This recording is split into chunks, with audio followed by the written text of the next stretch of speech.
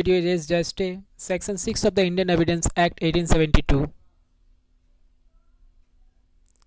Section 6.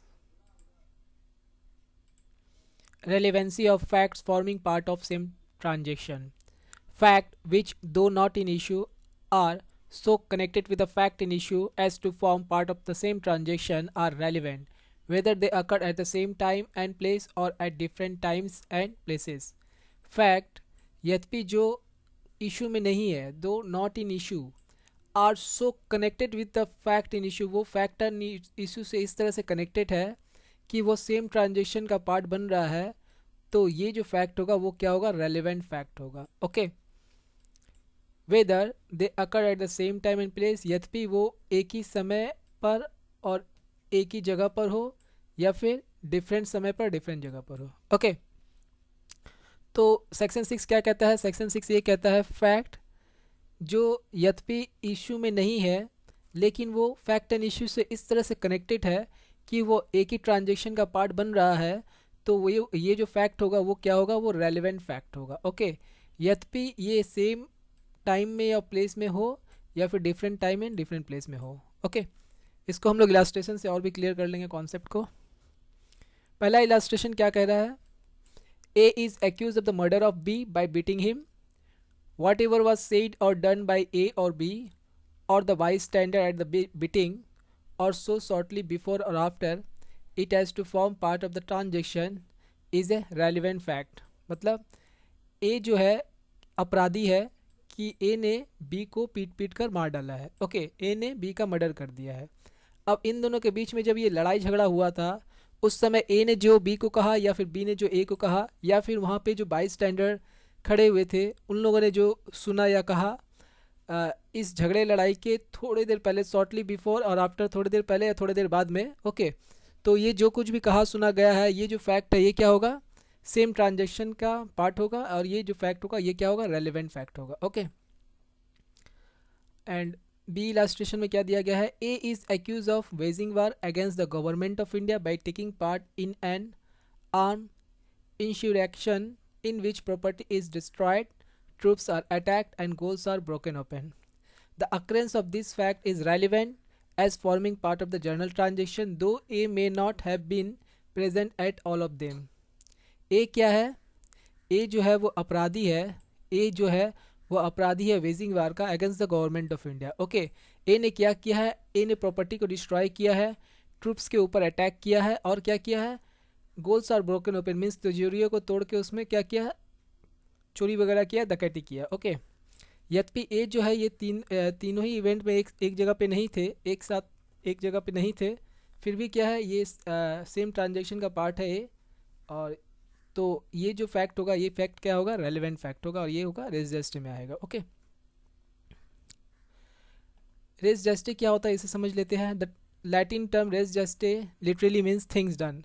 Race gestae जो है वो लैटिन वर्ड है जिसका मतलब होता है things done. Okay, res gestae is use to refer to a declaration. Res gestae एक डिक्लेरेशन है that is made at an event that proves the event happened because the word were utter upon witnessing the event.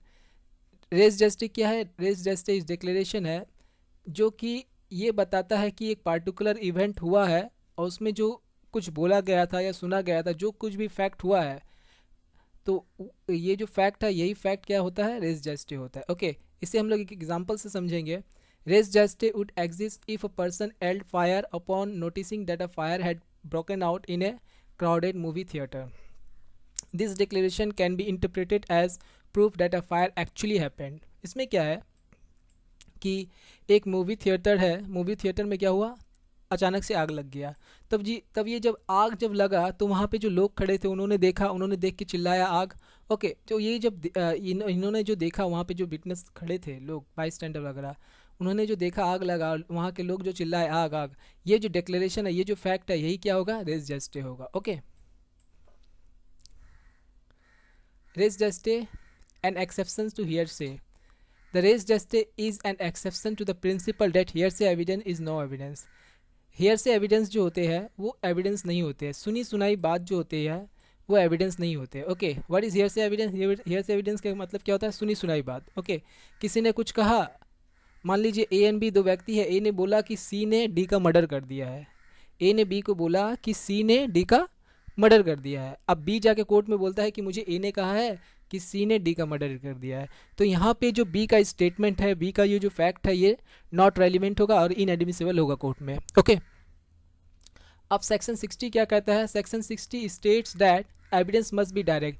Section 60 ये बोलता है कि जो evidence होते हैं वो डायरेक्ट होना चाहिए। Okay, in case the evidence is such which can be seen by eye, then witness shall give evidence that he himself seen the incident। Okay, section 60 बोलता है कि एविडेंस जो होना चाहिए डायरेक्ट होना चाहिए, मीन्स अपने आंखों से आपको देखना होगा और अपने कानों से सुनना होगा। जब आप अपने आंखों से देख रहे हैं और अपने कानों से सुन रहे हैं तो इन्हीं फैक्ट को क्या बोला जाएगा? डायरेक्ट एविडेंस बोला जाएगा। ओके, सुनी सुनाई बात जो होता है वो डायरेक्ट एविडेंस में नहीं आता है और ना ही कोर्ट में एज एन एविडेंस एडमिसिबल होता है। ओके, इसमें एक इंपॉर्टेंट केस लॉ है। पहला क्या है? R versus foster. इस केस में क्या हुआ था? The disease had seen killed in an accident by the speeding truck.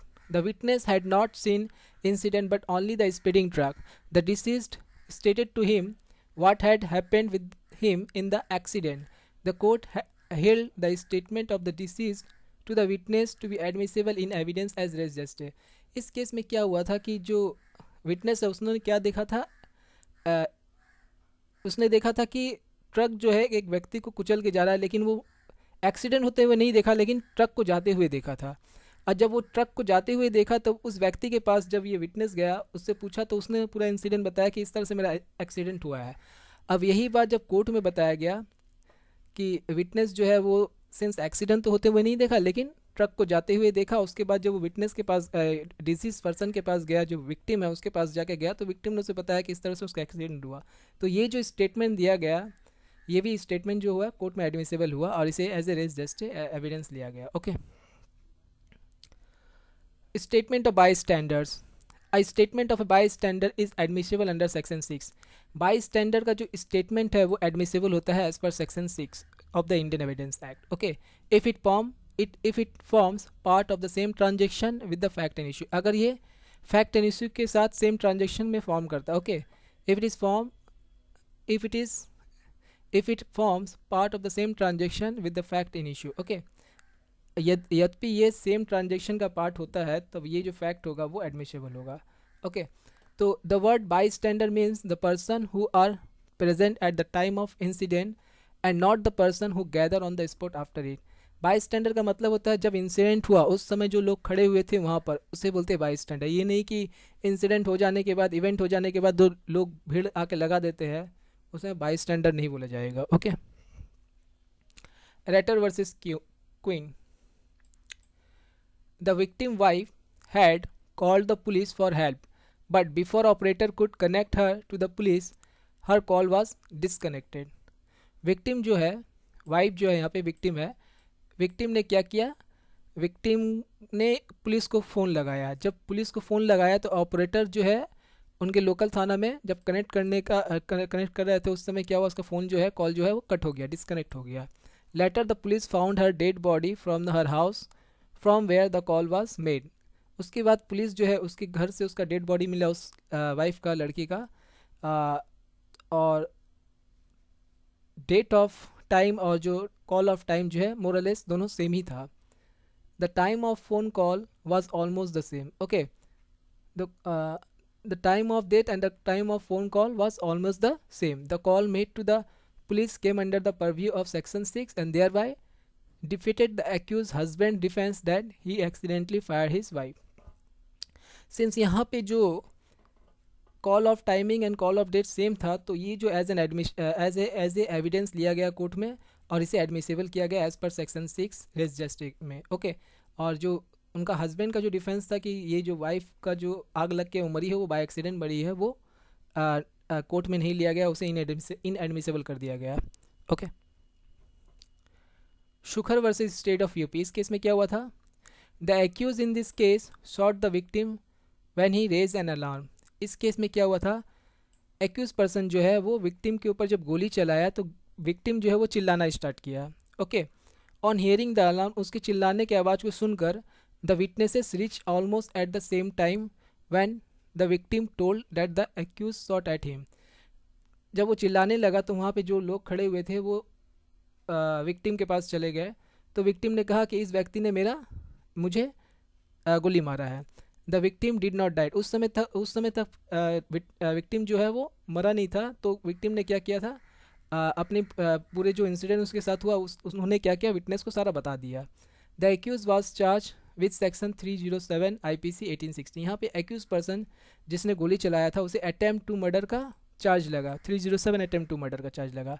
However during the trial the victim died. लेकिन ट्रायल के समय क्या हुआ था, विक्टिम का डेथ हो गया था। डिस्पाइट बिंग हियर से एविडेंस, सिंस ये सुनी सुनाई बात थी, यहाँ पे विटनेस तो देखा नहीं था, गोली चलने के बाद विटनेस वहाँ पहुँचा, लेकिन विटनेस को यहाँ पे बताया कौन था, विटनेस को यहाँ पे बताया था विक्टिम ने कि उसके साथ क्या क्या हुआ। तो ये जो एविडेंस है इसे कोर्ट में एडमिसिबल किया गया। Okay, the state of the witness was held to be admissible as it form a part of the same transaction। और एक इंपॉर्टेंट केस है, ये बहुत इंपॉर्टेंट केस है, आर वर्सेस वेडिंगफील्ड 1879। इस केस में क्या हुआ था, a woman with the throat cut came suddenly out of a room when she was in a room in which she had been injured and shortly before she died said, oh dear auntie, she what Weddingfield has done to me। इस case में क्या हुआ था, women जो है वो अपने कमरे से निकलती है और उसका जो गला रहता है वो कटा हुआ रहता है और वो अपने आंटी को बोलती है, देखिए आंटी, वेडिंगफील्ड ने मेरे साथ ये क्या किया है। तो ये जो स्टेटमेंट जो दिया गया इस वुमेन के द्वारा ये कोर्ट में इनएडमिसिबल हुआ, क्योंकि आंटी ने तो देखा, आंटी जो है वो तो देखी नहीं थी कि वेडिंगफील्ड ने उसे मारा है या नहीं मारा गया। तो eight the time of the incident aunty वहाँ पे थी नहीं, आंटी ने जस्ट उसे बोलते हुए सुना है। तो ये जो स्टेटमेंट दिया गया है इनके द्वारा ये कोर्ट में इनएडमिसिबल लिया गया। Okay, it was held inadmissible as the part of the transaction in question. The decision of Bedingfield was subject to severe criticism and approach of Weddingfield is no longer followed in England or any other country। अगर आपको मेरा video पसंद आया है तो मेरे इस video को लाइक कर दीजिए, शेयर कीजिए और मेरे इस चैनल को सब्सक्राइब कर लीजिए। मैं इन फ्यूचर और भी काफ़ी सारे वीडियो अपलोड करूँगा और मेरा एक टेलीग्राम चैनल है, उसको आप ज्वाइन कर सकते हैं। अभी तक मैंने जितने वीडियो बनाए हैं उनका PDF फॉर्मेट में उसमें अपलोड कर दिया हूँ, वहाँ से आप जाकर ले सकते हैं। Thank you so much for watching my video.